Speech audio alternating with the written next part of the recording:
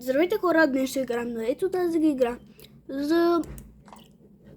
защото искам да направя една къща. Така. Така нека изглежда ли добре? Мисля, че изглежда супер. Време е да направим под.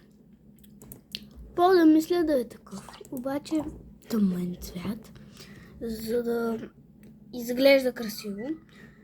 Също стената ще бъде такава. Така, време е да украсяваме. Вижте ги нещата. Харесват ли ви? Не знам. Ще взема това легло. Лилав, мисля, че е доста добре. Понеже любимия ми цвят, ако не знаете, е лилав.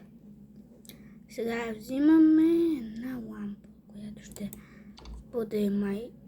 Не е лилава, е леглото. Лампата ще бъде бяла. Така, слагаме я тук. Надявам се да стане хубаво. Така. Следващото, което ще сложим е това бюро, което ще го сложа е тук. Е така. Следващото е това, този стол.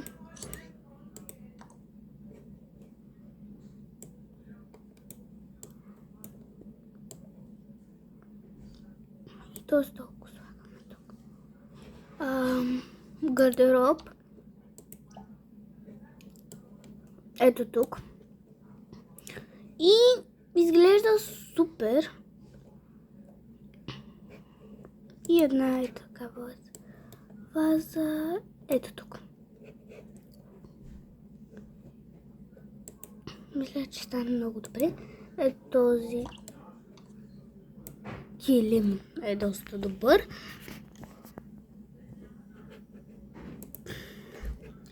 Ще направя ето така. И последно животни. Ще сложа ето тази котка. Не там. Къде я сложа? Ето тук. Тази ето тук на леглото.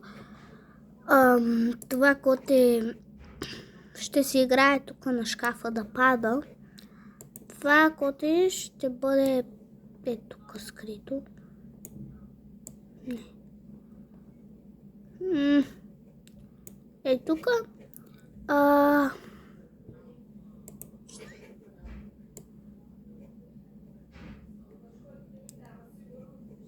Това е тук.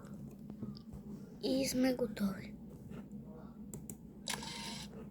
Снимахме го и чао от котето.